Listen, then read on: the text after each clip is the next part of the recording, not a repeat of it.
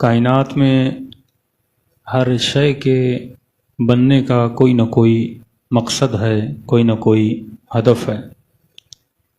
اگر بچپن سے ہم اپنے بچوں کو یہ سکھا دیں کہ کوئی بھی کام کریں با مقصد کریں، بے مقصد نہ کریں، تو ان کی دنیا کی زندگی بھی آباد ہوگی، ان کی آخرت کی زندگی بھی آباد ہوگی۔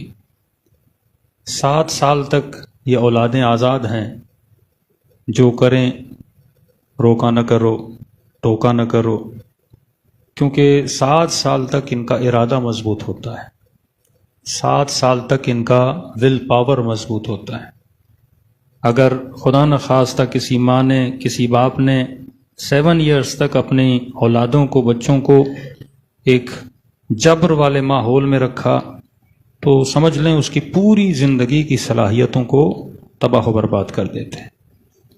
تو ٹل 7 یہ بچہ آزاد ہے، کبھی کھیلتا ہے، کبھی گلاس توڑتا ہے، کبھی بدتمیزی کرتا ہے، ہاں پیار سے سمجھاؤ، لیکن ایسا ماحول نہ بناؤ جو جبر والا ماحول ہوتا ہے، جو زبردستی والا ماحول ہوتا ہے۔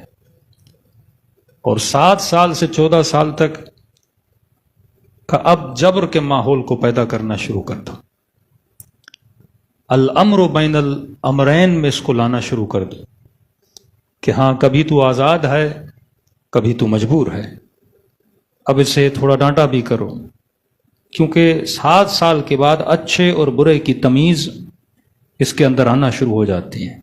اسے بتاؤ کہ بڑے کا احترام کیا ہے، اسے بتاؤ کہ کائنات کی خلقت میں جتنی چیزیں دیکھ رہا ہے وہ کسی نہ کسی ہدف سے بنی ہیں، تو ایک سختی کا ماحول شروع کر دو۔ لیکن جب 14 سال کا ہو جائے، سن بلوغ میں داخل ہونے لگے، اب سن بلوغ مرد اور عورت کے لیے ڈفرنس ہے، لیکن تربیت کے آداب سیم ہیں۔ جب 14 سال کا ہو جائے تو مولانا فرماتے ہیں اب اسے اپنا وزیر بنانا شروع کر دو، مطلب احساس ذمہ داری اسے دو، گھر کے معاملات میں اس سے مشورہ لو کہ بیٹا وہاں پہ گھر خرید رہے ہیں، اچھا ہے برا ہے، فلاں گاڑی خرید رہے ہیں، اچھی ہے بری ہے، اس سے ایڈوائز لینا شروع کر دو، تاکہ اب یہ اپنے ذہن سے چیزوں کو کریٹ کرنا شروع کر دے، کیونکہ وہ اللہ کی سب سے بڑی طاقت جو شان بشر ہے، جس کا نام عقل ہے، کہ فرماتے ہیں قیامت کے دن کچھ لوگوں کو لایا جائے گا، اللہ کہے گا جہنم میں پھینک دو، سوال کریں گے پروردگارا ہمارا گناہ کیا ہے؟ اللہ کی آواز آئے گی تم نے میرے نبی کو قتل کیا ہے۔ کہیں گے خدایا ہم 2002 میں پیدا ہوئے، 15 میں، 7 میں، 90s اور 80s اور 70s میں پیدا ہوئے، ہم نے کب تمہارے نبی کو قتل کیا؟ ہم نے تو نبی دیکھا ہی نہیں، قتل کرنا تو دور کی بات۔ تو اللہ کی آواز آئے گی میرا ایک نبی ایکسٹرنل ہے، ایک نبی انٹرنل ہے، ایک باہر والا نبی ہے، ایک اندر والا نبی ہے، تو نے میرے باہر والے نبی کو نہیں، اندر والے نبی کو قتل کیا۔ پھر سوال کریں گے پروردگارا یہ اندر والا نبی کون ہے؟ آواز آئے گی تم نے اپنی عقل کو قتل کیا تھا۔ ہاں؟ یہ عقل جو خدا نے آپ کو دی ہے یہ نبی باطن ہے، یعنی عقل اگر کہے کہ یہ چیز بری ہے اور بندہ اسے انجام دے، وہ گویا عقل کو کیا کر رہا ہے؟ قتل کر رہا ہے۔ کہ 14 سال کے بعد اس کی عقل کو پروان چڑھانا شروع کر دو۔ 14 سال کے بعد انسان کے وجود میں عزت نفس جنم لیتی ہے، جسے سیلف اسٹیم کہتے ہیں، جسے سیلف ریسپیکٹ کہتے ہیں۔ ایسا نہ ہو اپنے 15 سال کے بچے کو یا بچی کو لوگوں کے سامنے تھپڑ مار دو، یا کوئی گندی گالی سنا دو، یا 4 لوگوں کے سامنے اس کے کانوں کی کھچائی کر دو۔ اس کے اندر سیلف اسٹیم ہوتی ہے، عزت نفس ہوتی ہے۔ اس اولاد کو پھر ماں باپ سے نفرت ہو جاتی ہے، کیونکہ اگر اس کی عزت نہیں کرو گے یہ تیری عزت قلباً نہیں کرے گا۔ معصوم فرماتا اب یہ محترم بنا ہے کیونکہ اس کی عقل کیا چڑھ رہی ہے؟ پروان چڑھ رہی ہے، اور قیامت کے دن سوال اسی عقل سے کیا جائے گا۔ تم نے ہادی چننا ہے عقل کے ذریعے سے، تم نے ولی کا انتخاب کرنا ہے عقل کے ذریعے سے، تم نے راہ حسین پہ چلنا ہے عقل کے ذریعے سے۔ اسے آزاد چھوڑو میرے لال، یہ یزید کا راستہ ہے یا حسین کا راستہ ہے؟ اپنی عقل سے فیصلہ کر کہ کون سا راستہ بہتر ہے۔ یہ جمل کا راستہ ہے، یہ صفین کا راستہ ہے. اپنی عقل سے فیصلہ کر، تم نے امام کس کو ماننا ہے. قیامت کے دن خدا یہ نہیں پوچھے گا تیرے مفتی اور مولوی نے کیا کہا تھا، اللہ یہ کہے گا بتا تیری عقل نے کیا کہا تھا، اور تو نے تابع عقل رہنا ہے. اگر اللہ کو سجدہ کیا ہے تو خدا یہ نہیں کہے گا تم نے مجھے سجدہ کیا تو شاباش و ماشاء اللہ اور جنت تیرے لیے تیار ہے کیونکہ تم نے لاکھوں سجدے کیے اور مجھے کیے. اللہ سوال یہ کرے گا مجھے بھی سجدہ کیا ہے تو کیوں کیا ہے. میں نے کسی بھی دین میں جبر نہیں رکھا تھا، لیکن ہاں یہ بات ضرور ہے میں نے عقل کو بیچ میں ضرور رکھا ہے. میں نہیں کہتا کہ مسلمان بنو یا ہندو بنو، میں نہیں کہتا شیعہ بنو یا سنی بنو، لیکن میں یہ ضرور کہتا ہوں عقل کی مانو، خلاف عقل نہ چلو. کیونکہ تمہیں میں نے گدھا نہیں بنایا، تمہیں میں نے گھوڑا نہیں بنایا، تمہیں میں نے چپکلی نہیں بنایا، تمہیں میں نے چوہا نہیں بنایا، میں نے تجھے انسان بنایا ہے.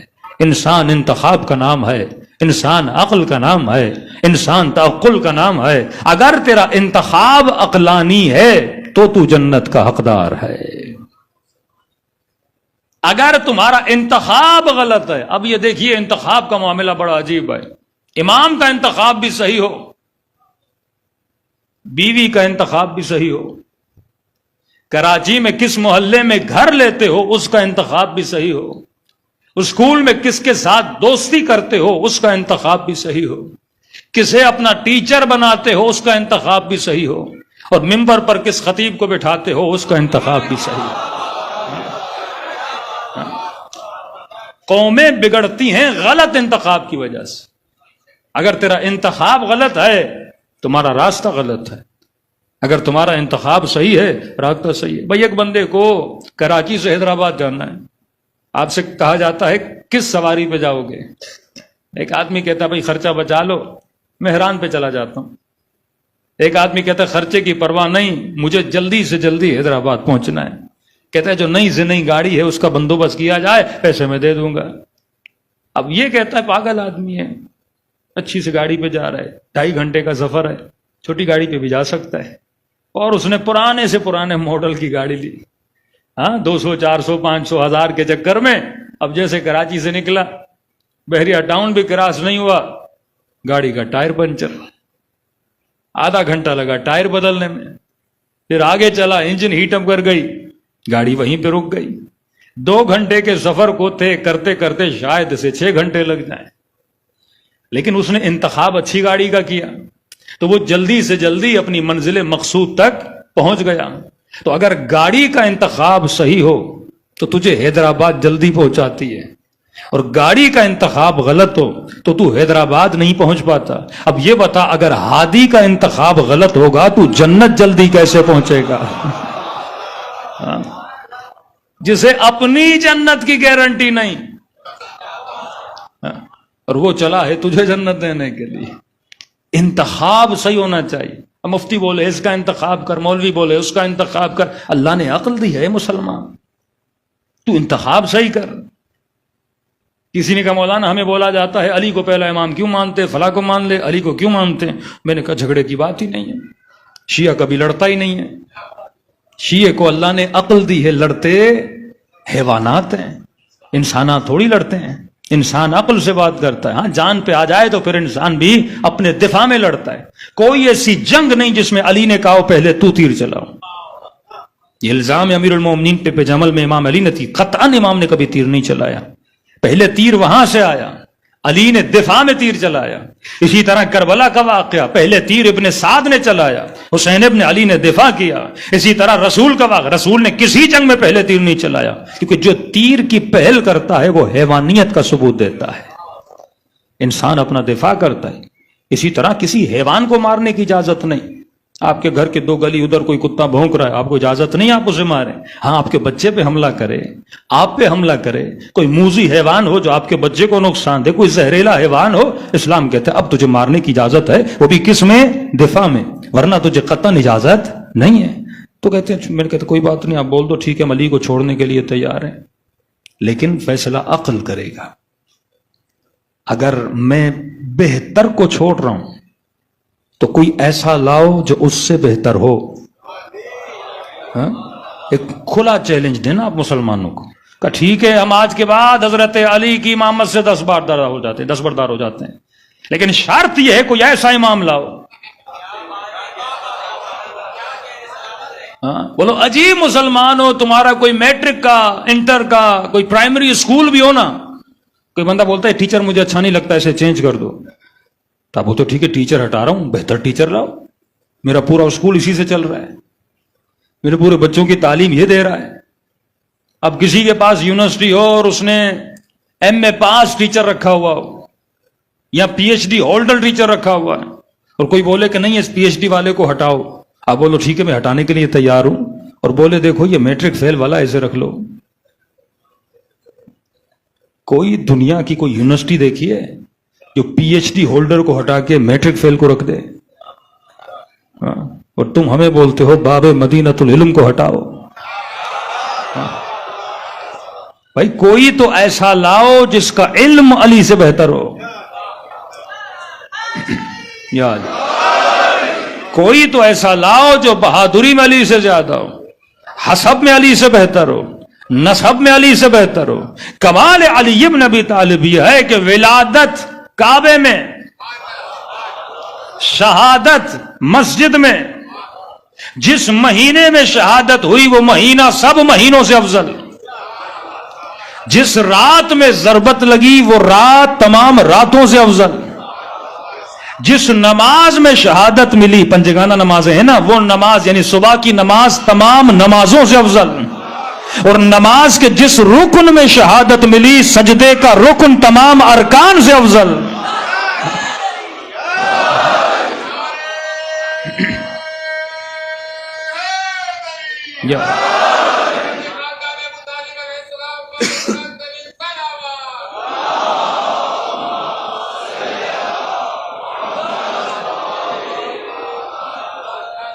تو اللہ نے انسان کو عقل دی ہے، انتخاب کیا ہونا چاہیے؟ عاقلانہ. کئی مجلسوں میں ایک چھوٹی چھوٹی مثالیں دیتا ہوں. مثلاً اب بیمار ہو گئے. بیماریاں ہوتی ہیں دو طرح کی، کیونکہ انسان دو چیزوں کا مجموعہ ہے، روح اور جسم. ہدایت جسم کے لیے بھی ہے، ہدایت روح کے لیے بھی ہے. ہمارے افسوس سے کہنا پڑتا ہے بعض لوگ اپنے روحوں کو تو ہدایت دیتے ہیں پھر جسموں سے فوکس ہٹ جاتا ہے. یہ دونوں چیز برابر ہے. ربنا آتنا فی الدنیا حسنہ وفی الآخرۃ حسنہ. نہ جسم پہ ظلم کرو نہ روح پہ ظلم کرو. اب بندہ بولے میں بڑا متقی ہوں شادی نہیں کروں گا، بڑی تقوی ہے میرے اندر میں شادی نہیں کروں گا. تو اگر شادی نہ کرنا تقوی ہوتی تو امام المتقین شادی کیوں کرتا؟ تو کبھی علی سے آگے بڑھنے کی کوشش نہیں کرنا. زندگی وہ جو ہے بیت علیہ الصلوۃ، میں بڑا متقی ہوں میں شادی نہیں کروں گا، میں کاروبار نہیں کروں گا، کام وام نہیں کروں گا، بس مصلی پہ جا کے صبح سے شام تک مصلی پہ بیچوں گا. تو پھر مولا علی کھیتی باڑی کیوں کرتے تھے؟ پھر مولا میسم تمار کی ریڑھی پہ کیوں بیٹھتے تھے؟ پھر مولا کپڑے کیوں خریدتے تھے؟ یہ سارے کام علی بن ابی طالب کرتے تھے. بچوں کے ساتھ باتیں کرنا، بیوی کے ساتھ وقت بتانا، مومنوں کے ساتھ وقت بتانا. نصف العقل المعاش بالناس. مولا فرماتے ہیں آدھی عقل لوگوں کے ساتھ ڈیلنگ ہے. میں نے ایسے پروفیسر دیکھے ہیں جو آئی کیو لیول بہت چھوٹا تھا ان کا، کیونکہ صبح سے شام تک لائبریری کے کیڑے بن گئے. پروفیسر ہیں ماشاءاللہ، بہت اچھی فزکس پڑھاتے ہیں، بہت اچھی میتھمیٹک، بہت اچھی انگلش، لیکن معاملات بیچاروں کے عوام کے ساتھ کچھ بھی نہیں. یعنی ایک سادہ سا رکشے والا بھی پاگل بنا کے گھر چھوڑ دے اس کو. ایسے پھر پروفیسر کا فائدہ کیا؟ ایسے پی ایچ ڈی ہولڈر کا فائدہ کیا؟ تم نے صرف کتابوں میں نہیں گھسنا، تم نے علم حاصل کرنا ہے، پھر عوام کے ساتھ آ کے اس کی ڈیلنگ بھی کرنی ہے. بچوں کو ڈل نہیں بناؤ، ایک کنٹرولڈ ماحول میں رکھو. وہ آدمی جسمانی اعتبار سے بھی جلدی بیمار ہوتا ہے. مائیکل جیکسن کا تو پتا ہے نا، اس نے کہا تھا میں 200 سال زندہ رہوں گا. اتنا کنٹرول اس نے رکھا، وہ دستانے پہنتا تھا، یہ بھی نہ لگے یہ بھی نہ لگے. اب جسم بن گیا نازک. وہ ممی ڈیڈی بچے ہوتے ہیں نا، تو جسم بھی ممی ڈیڈی بن جاتا ہے. ذرہ برابر اس کو کوئی بھی بیکٹیریا نہ لگے، کوئی بھی نہ لگے. اب جسم جب لڑنا نہیں سیکھے گا تو جسم کیا ہو جائے گا؟ ہلکے سے ہلکا وائرس بھی آئے گا، بندہ کیا ہو جائے گا؟ بیمار ہو جائے گا. تو جسم روح کا معاملہ وہی ہے. اب ایک بچے نے کبھی گناہ دیکھا ہی نہیں، مثلاً آپ نے وہ گناہ کی بستی سے بیچارہ گزرا ہی نہیں، اسے پتہ ہی نہیں گناہ ہوتا کیا ہے، اب اچانک اس کو یونیورسٹی میں بھیجا، یہ تو بیچارہ پاگل ہو جائے گا. یعنی گھر کا ماحول پورا دیندار اور اچانک یونیورسٹی گیا پوری بے دینی.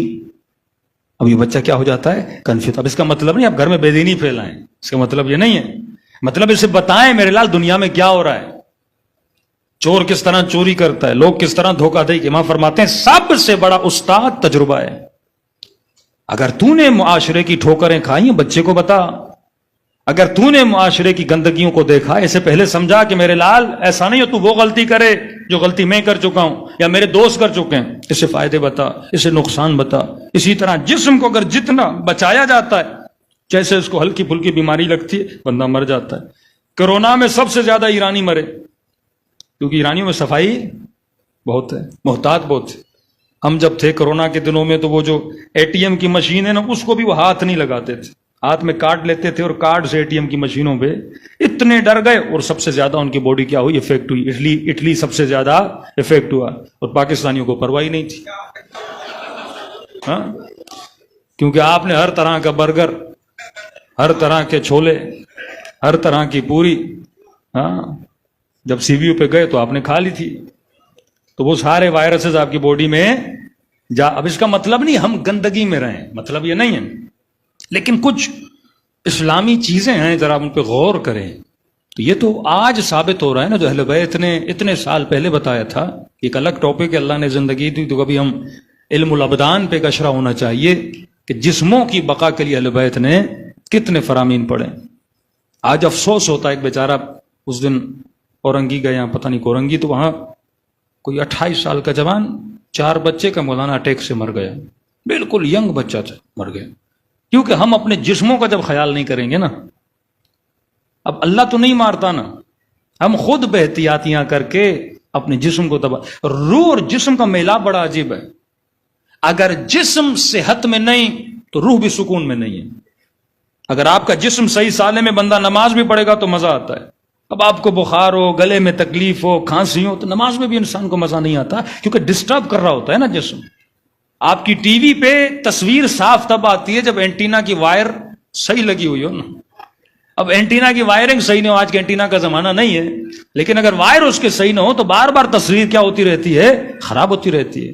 آپ کے موبائل میں اگر کوئی ویڈیو دیکھتے ہو، اگر انٹرنیٹ کے سگنل صحیح نہ آ رہے ہوں تو ویڈیو بفرنگ کرتی رہتی ہے، آپ بار بار ڈسٹرب ہوتے ہو، رک جاتی ہے پھر چلتی ہے، رک جاتی ہے پھر چلتی ہے. لیکن وہاں سے پیچھے اگر سگنل بہت ٹائٹ آ رہے ہوں تو آپ کی تصویر بھی نہیں رکتی. اسی طرح روح اور جسم کا معاملہ ہے. عبادت روح سے انجام نہیں دی جاتی، عبادت جسم سے انجام دی جاتی ہے. ثواب جسم سے کمایا جاتا ہے، حلال و حرام جسم سے کمایا جاتا ہے، آوازیں کانوں سے سنی جاتی ہیں، قرآن زبان سے پڑھا جاتا ہے، زیارت انہی آنکھوں سے کی جاتی ہے. فائدہ روح لیتا ہے لیکن سب کچھ تو جسم کر رہا ہے. اب ایک آدمی مثلا اوبر یا کریم میں کام کرتا ہے تو کمائی تو گاڑی کے ذریعے چلا آپ رہے ہو، لیکن کما کون رہا ہے؟ گاڑی کے ذریعے. اب گاڑی خراب کر دو گے تو کمائی گئی. آپ صحیح سالم بیٹھے ہوئے ہٹے کٹے اور گاڑی ہٹی کٹی نہیں ہے تو آپ کیسے کماؤ گے؟ تو اپنا بھی خیال کرنا ہے، گاڑی کا بھی خیال کرنا ہے. اب ایسا نہیں دن سے شام تک گاڑی کو پوچھا لگا رہا ہے اور خود کھانا ہی نہیں کھا رہا، اس چکر میں کہ زیادہ سے زیادہ گاڑی چلاؤں، زیادہ سے زیادہ بونس ملے، زیادہ سے زیادہ پیسے ملے، اور خود نے کھانا نہیں کھایا، بندہ بیمار ہو کے سو گیا، تو ٹھیک ٹھاک گاڑی آپ کے کام کی نہیں رہے گی. تو جب دونوں سالم ہو، یعنی چلانے والا بھی سالم ہو اور جسے چلایا جا رہا ہے وہ بھی سالم ہو، تو پھر بنتا ہے ربنا آتنا فی الدنیا حسنہ وفی الآخرۃ حسنہ. پھر نتیجہ ہے وقنا عذاب النار.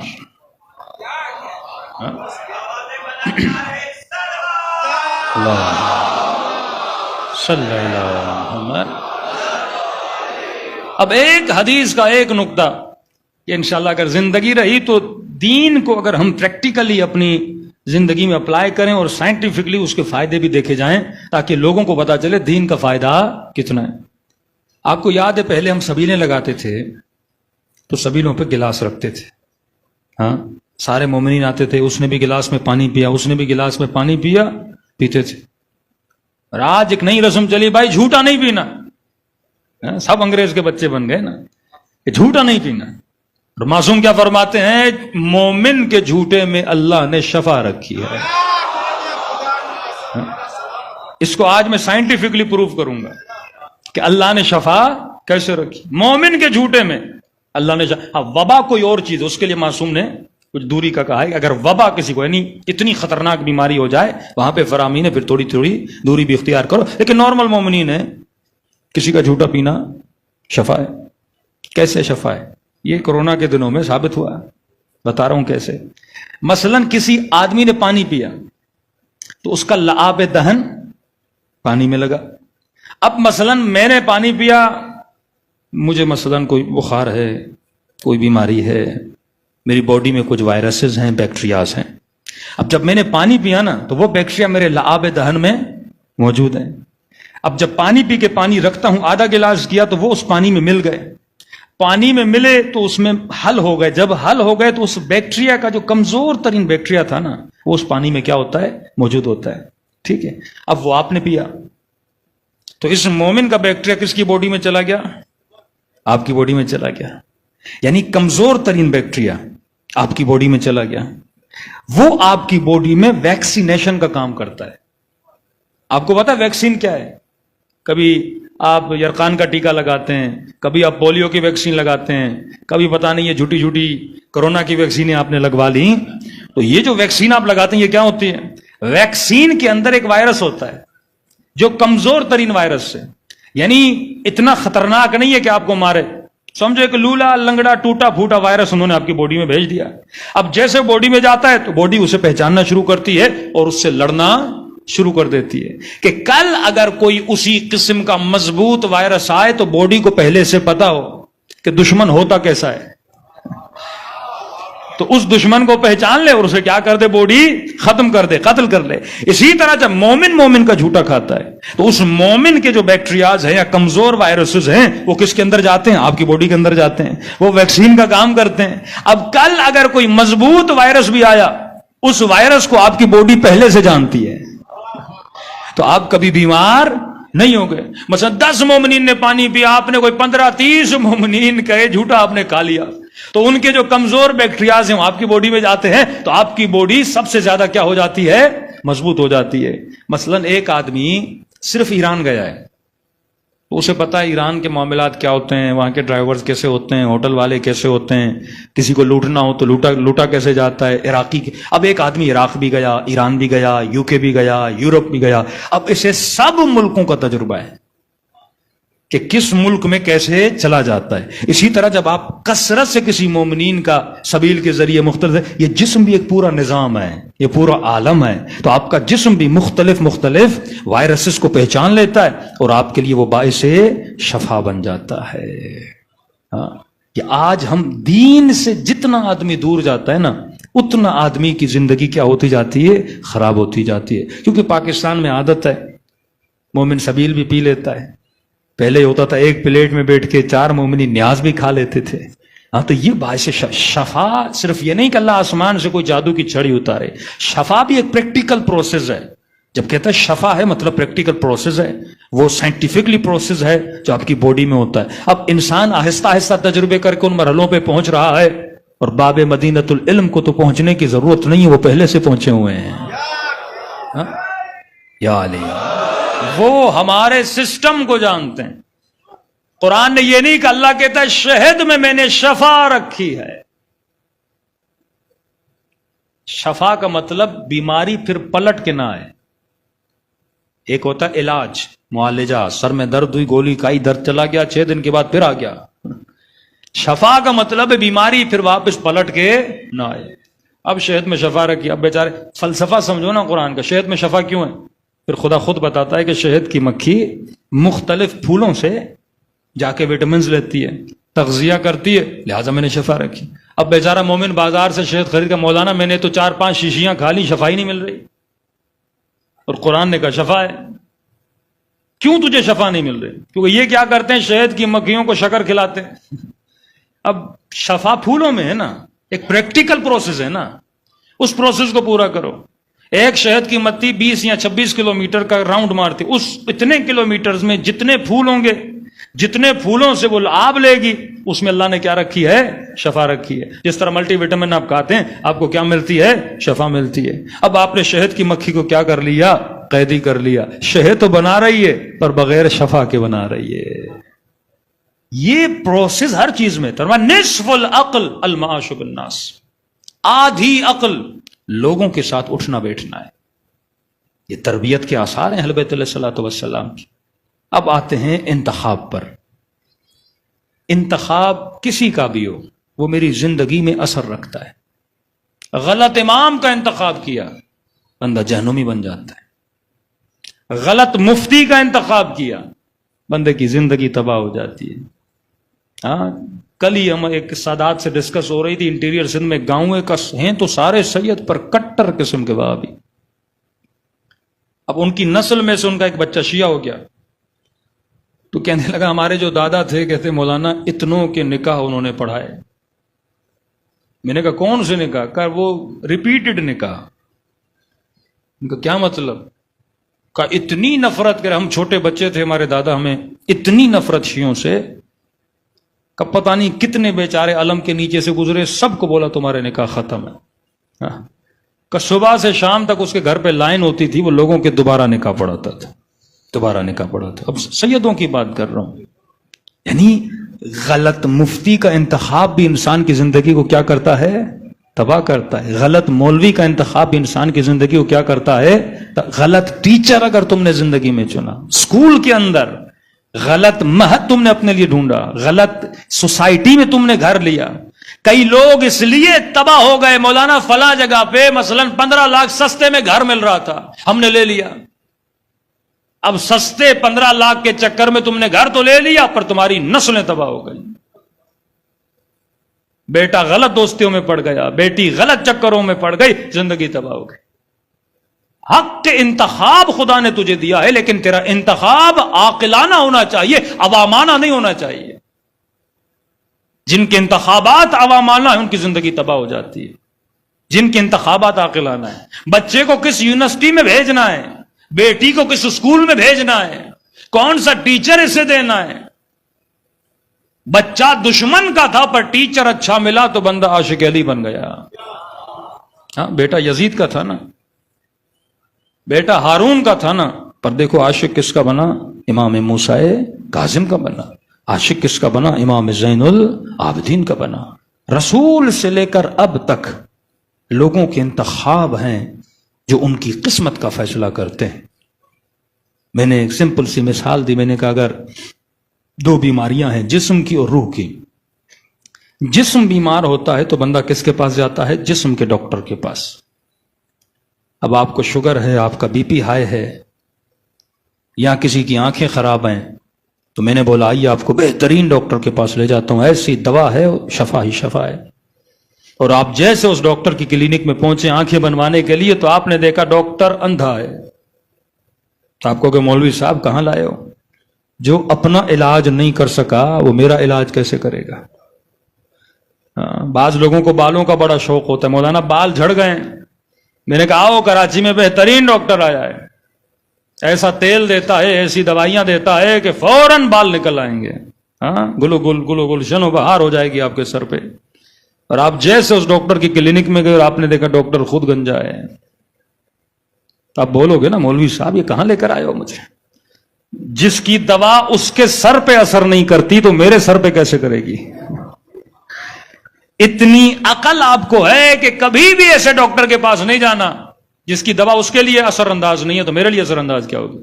تو میں نے کہا بندے خدا عقل سے پوچھ، یہ ہے جسم کی بیماری، کچھ ہیں روح کی بیماریاں.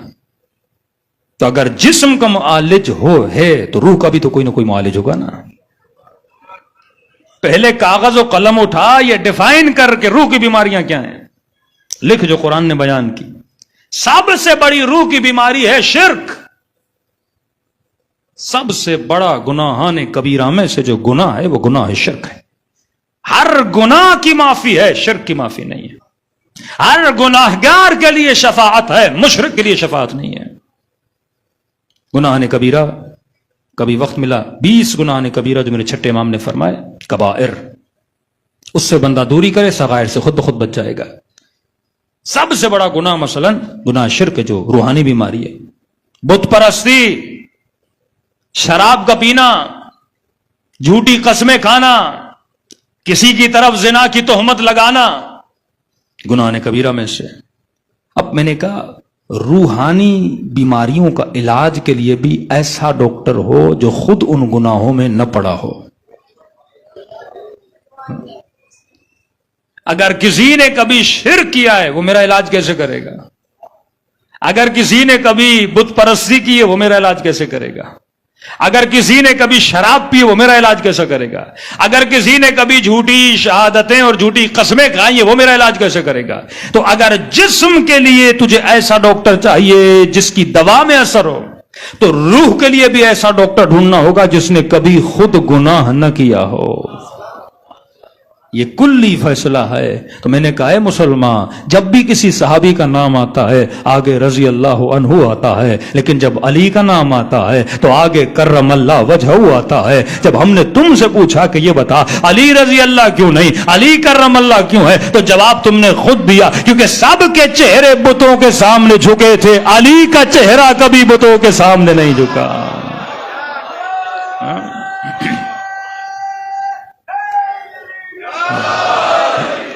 تو عقل کا فیصلہ ہے روح کے لیے بھی ایسا حکیم ہو جو خود بیمار نہ ہو، اور اسی کو ہم معصوم کہتے ہیں۔ امامت کے لیے، خلافت کے لیے شرط عصمت ہے۔ ایسا ہادی لاؤ جس نے خود گناہ نہ کیا۔ اس کی دلیل ہے کہ عیسیٰ کو نبوت گہوارے میں ملی، رسول کو کہا اپنی نبوت کا اعلان 40 سال کے بعد کرنا۔ کیوں؟ کیوں یہ صاحب شریعت ہے، یہ صاحب حکومت ہے، یہ صاحب دین ہے۔ کہا اے محمد پہلے خود کو ثابت کرو پھر مجھے ثابت کرواؤ۔ 40 سال تک کسی نے نبی پہ کسی گناہ کی تہمت نہیں لگائی۔ اب جب یہ محمد بولے گا نا کوئی خدا ہے، کسی نے نہیں بولا یہ جھوٹا ہے، علیہ باللہ۔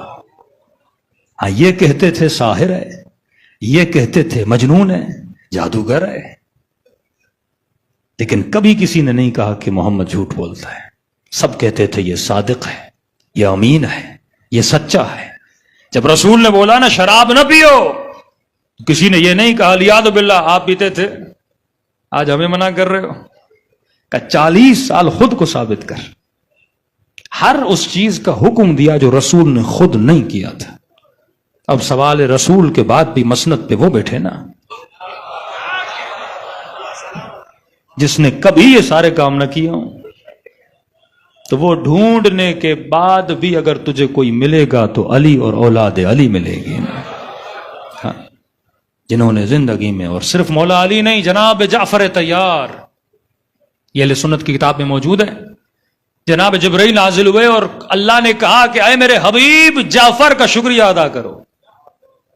کیا مقام ہے کہ حبیب جعفر کو کہو کہ تیرا خدا تیرا شکریہ ادا کرتا ہے۔ ہاں نسبت علی سے ہے نا۔ تو جب رسول نے کہا کہ جعفر خدا نے پیغام بھیجا ہے وہ تیرا شکریہ ادا کرتا ہے، کہ رسول خدا میرا شکریہ کیوں؟ کہ اللہ کہتا ہے تم نے ایام جاہلیت میں بھی اسلام کی پاس رکھی۔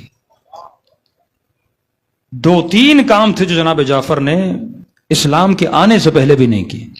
کہ جعفر تیرا شکریہ تو نے کبھی زنا نہیں کی، جعفر تیرا شکریہ تم نے کبھی شراب نہیں پی، جبکہ ابھی حرمت کا حکم نہیں آیا تھا لیکن تم نے کبھی نہیں پی۔ کہ جعفر تیرا شکریہ تم نے کبھی کسی بت کو سجدہ نہیں کیا۔ تو جب جعفر طیار نے کسی بت کو سجدہ نہیں کیا تو ابو طالب کیسے سجدہ کر سکتے؟ یہ خود ان کی کتابوں میں موجود ہے، فضائل جناب جعفر طیار۔ کہ اللہ تجھے انعام یہ دے گا کہ تجھے جنت میں 2 پر عطا کرے گا۔ ہاں خدا شکریہ ادا کرتا ہے۔ جناب جعفر نے کہا خدایا یہ میں سارے کام کیسے کرتا، میری عقل نے مجھے منع کیا تھا۔ آج کوئی بھی کام خلاف عقل ہو نا وہ گناہ ہے۔ یہ مت سمجھو کہ مولانا بتائیں کہ جھوٹ بولنا گناہ ہے، ظلم کرنا گناہ ہے، یتیم کا حق کھانا گناہ ہے، یہ تو اور ہے۔ کوئی بھی ایسا کام جسے آپ کو آپ کی عقل روکے، عقل دنیاوی نہیں، عقل اخروی ایک الگ بحث ہے۔ ایک مرتبہ عقل دنیا بولتی ہے یہ کام کرو فائدہ ہے، لیکن عقل اخروی بولتی ہے یہ کام نہ کرو نقصان ہے۔ عقل کا مطلب ہر وہ کام جو میری قبر و قیامت کو کیا کرے، نقصان دے۔ یا میرے جسم کو کیا دے؟ نقصان دے. اس کام کو کرنا اہل بیت نے کیا کیا ہے؟ منع کیا ہے. کربلا میدان عقل ہے. دو عقول ہیں، عقل دنیاوی یزیدیوں کے پاس تھی، اور عقل اخروی یا عقل معاد جو امام حسین کے پاس تھی. لوگ کہتے تھے یا علی امیر شام بڑا ہوشیار ہے، جنگیں جیت گیا، سارے ملک آپ سے لے لیے. امام فرماتے ہیں اسے عقل نہیں کہتے، اسے مکر کہتے ہیں. العقل ما عبد بہ الرحمن، عقل مند اپنی عقل سے رحمان کی عبادت کرتا ہے، شیطان کی عبادت نہیں کرتا. کربلا والوں نے اپنی عقلوں سے اللہ کی عبادت کی، اور یزیدیوں کی عقل نے دنیا کی خاطر انہیں قاتل حسین بنا دیا. ایک امام نہیں، 11 اماموں کو شہید کر دیا گیا. یہ منحرف امتوں کی نشانیاں تھیں کہ جنہوں نے اپنے نبیوں کو مارا، ہادیوں کو مارا. یہ حدیث رسول ہے کہ میری امت بھی وہی کرے گی جو بنی اسرائیل نے اپنے ہادیوں سے کیا تھا. الساع بالساع، یعنی ہو بہو جو کام بنی اسرائیل نے کیے میری امت کرے گی. بنی اسرائیل نے حضرت یحییٰ کا سر قلم کیا، میری امت میرے حسین کا سر قلم کرے گی. بنی اسرائیل نے ناقہ صالح کو کاٹا، میری امت بھی اپنے ہادیوں کو کربلا میں کاٹے گی. جو ان کی ہدایت کے لیے آئیں گے انہی کے ساتھ ظلم کرے گی. میری امت نے موسیٰ کی امت نے ہارون کو جھٹلایا، میری امت علی کو جھٹلائے گی. موسیٰ کے جانے کے بعد وہ پھر سے بت پرستی کی طرف چلے گئے. یہ امت بھی محمد کے جانے کے بعد اسلام کے حقیقی چہرے سے کیا ہو جائے گی؟ پلٹ جائے گی. کتنا فاصلہ تھا رسول میں اور حسین ابن علی میں، 50-60 سال کا بھی فاصلہ نہیں ہے. لیکن ایسا کیا ہوا امت کو کہ خود تیر لے کر آئی. جناب ہانی ابن عروہ فرماتے ہیں کوفے کی لوہے کی بازار میں، آہن گرا کی بازار میں پوری رات تلواریں تیز ہو رہی تھیں. کسی دشمن خدا سے لڑنے کے لیے نہیں، نبی کے نواسے حسین کے لیے تیز کی جا رہی تھی. نیزے، تیر، تلوار، تبر، یہاں تک کہ میرے امام زین العابدین نے اپنے کسی صحابی کو روتے ہوئے کہا، اس نے پوچھا کہ مولا امام حسین کے بدن پہ زخم کتنے تھے؟ کسی بیٹے سے کوئی پوچھے نا زخم کتنے تھے. کسی روایت کے مطابق آج کی رات امام حسن عسکری کی شہادت کی رات بھی ہے. آج پرسہ امام زمانہ کو بھی دو. لیکن میں کہوں گا مولا امام زمانہ آپ کے بابا کے بدن پہ کتنے زخم تھے؟ آپ بھی یتیم ہوئے، سجاد بھی یتیم ہوئے. میرے مولا فرماتے ہیں کہ 1000 سے زیادہ زخم تھے میرے بابا حسین کے بدن پہ. کہتے ہیں اس نے چپ کر کے سنا، چند دن کے بعد پھر واپس آئے. کہتے ہیں مولا میں نے آپ کے جملے پہ بڑا غور کیا کہ مولا حسین کے بدن پہ 1000 سے زیادہ زخم تھے. مولا میں نے جسم کو دیکھا اور سوچا اس نتیجے پہ پہنچا ہوں بدن انسان پہ اتنی جگہ نہیں کہ اس پہ 1000 زخم آئیں. مولا بدن چھوٹا ہے. کہتے امام رونے لگے، فرمایا تو صحیح کہہ رہا ہے، بدن پہ اتنی جگہ نہیں کہ 1000 زخم آئے. کہ مولا پھر 1000 زخم کیسے تھے؟ فرمایا ربح علی ربح، ایک زخم پر دوسرا زخم تھا. جہاں کسی نے تلوار کا وار کیا نا وہیں پہ کسی ظالم نے پتھر مارا، جہاں پہ کسی لئی نے نیزہ مارا نا وہیں پہ کسی ظالم نے پھر تیر سے وار کیا. کہ 1000 زخم سے زیادہ زخم تھے. تبھی کہا لا یوم کہ یومک یا ابا عبداللہ. ہر امام شہید ہوا لیکن کجا شہادت حسین اور کجا فرزندان حسین کی شہادت. ہاں امام زمانہ آپ بھی یتیم ہوئے لیکن آپ کے بابا کے بدن پہ زخم نہیں تھے. تھوڑی دیر کربلا آئیے، حسین کے بدن کو دیکھیے، آپ نے بڑی شان سے اپنے بابا کا جنازہ اٹھایا. ذرا کربلا یہ زین العابدین کو دیکھیے، حسرت بھری نگاہوں سے دیکھ رہے تھے، میں بابا کو دفن بھی نہیں کر پا رہا. یہاں تک کہ بی بی زینب فرماتی ہیں یہاں ہم گھوڑوں اور سواری اور اونٹوں پہ سوار تھے، یہاں یزیدیوں نے لاشوں پر گھوڑے دوڑانا شروع کر دیے. فرماتی ہیں جب یہ منظر زین العابدین نے دیکھا چہرہ دودھ کی طرح سفید ہو گیا. لگا اسے رہا تھا ابھی زین العابدین کے بدن سے روح نکل جائے گی. بی بی فرماتی ہے جب یہ منظر میں نے دیکھا نا، میں نے خود کو اونٹ سے زمین کی طرف گرانا شروع کر دیا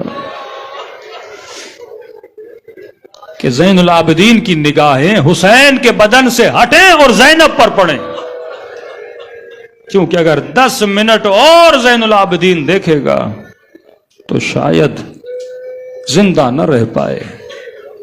دلوں کو کربلا لے جائیں. پرسادے اپنے امام زمانہ کو. آج ایک تقابلی مصائب تھوڑا پڑھوں گا امام زمانہ کی یتیمی پہ اور بی بی سکینہ کی یتیمی پہ. مولا جب یتیم ہوئے تو 5 برس کے تھے، سکینہ جب یتیم ہوئی تو 4 برس کے تھی. لیکن کہاں امام زمانہ آپ کی یتیمی اور کہاں حسین کی ننھی سی سکینہ کی یتیمی. السلام علی الحسین وعلی علی ابن الحسین وعلی اولاد الحسین وعلی الصحابہ. سب مل کے بلند آواز سے اپنے مولا کو سلام دے. السلام علی الحسین وعلی علی ابن وعلی اولاد وعلی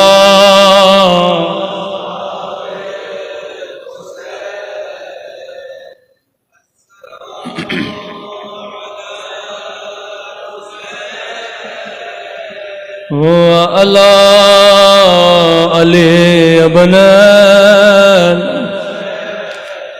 وعلی اولاد الحسین وعلی الصحابہ. میرا سلام ہو اس درد بھرے منظر پہ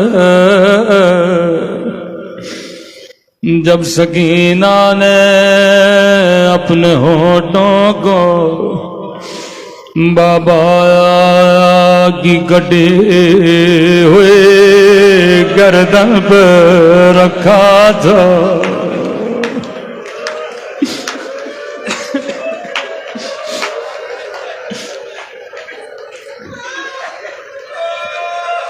امام زمانہ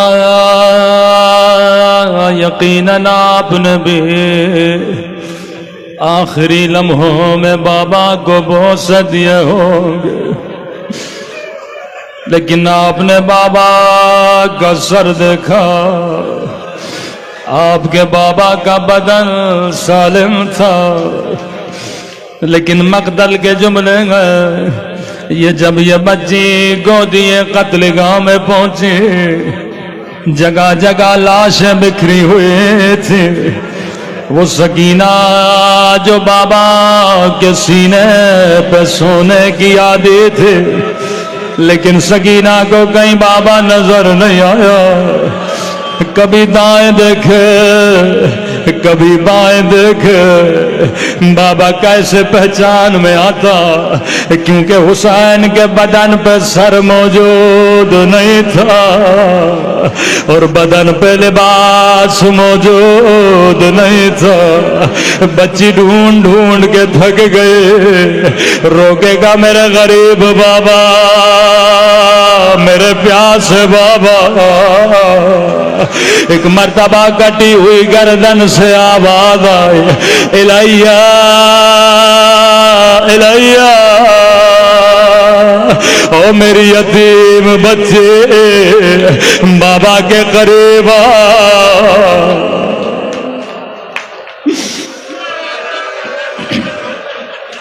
امام زمانہ آیا، کہاں آپ کی یتیمی، کہاں سکینہ کی یتیمی؟ مولا جب آپ یتیم ہوئے، خدا کا شکر ہے کسی نے آپ کو تماچے نہیں مارے۔ جب آپ یتیم ہوئے کسی نے آپ کو دادیاں نے نہیں مارے، لیکن یہ بچی جب بابا کی کٹی ہوئی گردن پہ دیکھتی تھی، رو کے کہتی تھی بابا تو نے تو کہا تھا یتیموں کے سروں پہ ہاتھ پھیرا جاتا ہے، یتیموں کو سینے سے لگایا جاتا ہے، لیکن بابا میں جب سے یتیم ہوئی ہوں کسی نے مجھے سینے سے نہیں لگایا، بابا شمر نے مجھے تماچے مارے، بابا ظالم نے میرے در اتار۔ او میرے غریب بابا ذرا آنکھیں کھولو، ذرا میرے زخمی رخساروں کو دیکھو۔ بابا تیری سکینہ کے رخسار چھوٹے تھے، لیکن بابا شمر کا ہاتھ بڑا تھا۔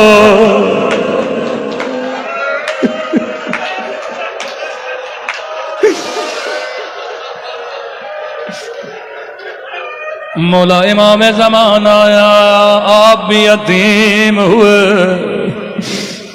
آپ نے بابا کا جنازہ اٹھایا، اپنے بابا کے جنازے پہ نماز پڑھائی، مولا بڑے ادب سے جنازے کو قبر میں اتارا، لیکن تھوڑی دیر کے لیے کربلا آئیے، گھوڑوں کو سم پہنائے گئے، حسین کے لاشے پہ گھوڑے دوڑائے گئے، رباب روتی رہی میرے حسین کا لاشا دھوپ میں پڑا ہے، بھلا میں سائے میں کیسے جاؤں؟ لشکر یزید کا سپاہی کہتا ہے جب ہم نے گھوڑوں کو سم پہنا، یہ کوئی عام گھوڑے نہیں تھے، کہا یہ میدان جنگ کے گھوڑے تھے۔ کہتا ہے مختار جب میں نے اپنے گھوڑے کو حسین کے بدن سے گزارا، مختار میں نے اپنے کانوں سے ہڈیوں کے ٹوٹنے کی آواز کو سنا تھا۔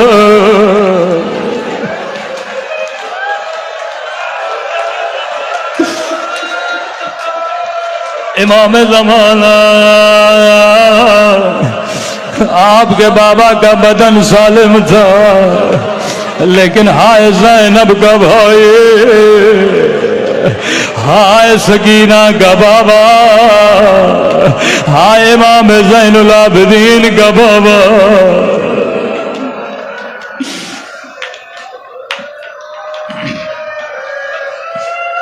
ایک مختصر روایت اور زحمت کو تمام کروں۔ بڑے غیرت مند ہو، سب سے زیادہ امام حسین کو تکلیف کہاں ہوئی؟ اکبر کا لاشا اٹھایا، قاسم کے کٹے ہوئے گوشت کے ٹکڑے اٹھائے، اپنے علی اصغر کے ننھی سی لاشے کو اٹھایا، عباس کے کٹے ہوئے بازو اٹھائے۔ کہتے ہیں آخری منزل جب مولا حسین کا بدن خاک کربلا پہ تھا، خیمے کے در سے زینب دیکھ رہی ہے، امام سجاد دیکھ رہے ہیں۔ یہ آپ نے بھی سنا کہ مولا حسین کی شہادت سجدے میں ہوئی، میں نے بھی سنا ہوا تھا۔ لیکن کسی مومن نے امام زین العابدین سے پوچھا، مولا ہم اکثر سنتے ہیں حسین کا بدن تیروں پہ تھا، کہ مولا جو بدن تیروں پہ ہو بھلا وہ بدن سجدہ کیسے کرے؟ زمین نیچے ہے، تیر زمین سے اوپر تھے۔ امام نے فرمایا میرے بابا نے دونوں ہاتھوں سے مٹی جمع کرنا شروع کی،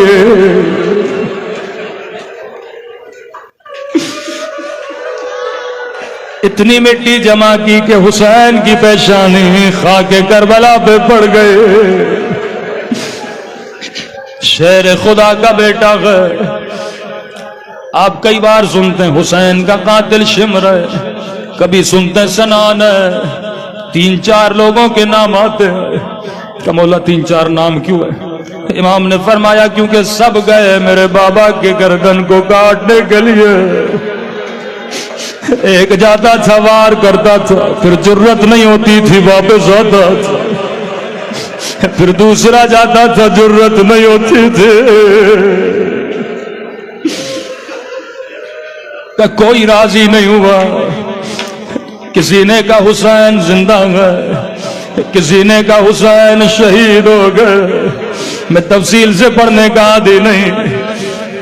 ایک ملعون آگے بڑھا جس کا نام شمر ہے، کہنے لگا اگر جاننا ہے حسین زندہ ہے یا شہید ہو گئے، حسین کے قریب جاؤ، یہ آواز بلند کرو پتہ لگ جائے گا۔ اس آواز نے میرے مولا حسین کے کلیجے کو آگ لگا دے۔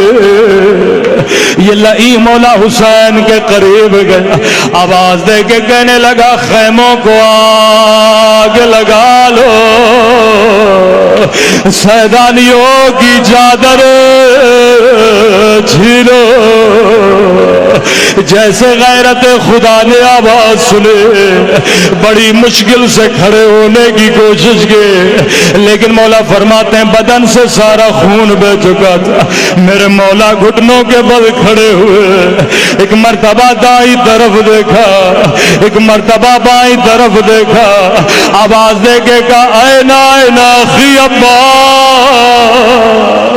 اینا علی اکبر، اینا حبیب ابن ودا،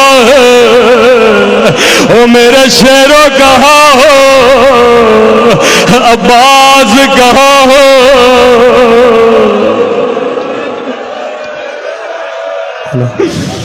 جو لاشا جہاں پڑا تھا اس نے تڑپنا شروع کیا۔ ایک مرتبہ روکے گا میرے شیروں میں تجھے اپنے لیے نہیں بلا رہا، اور زینب کی چادر خطرے میں، موت میں حسین اٹھ رہا۔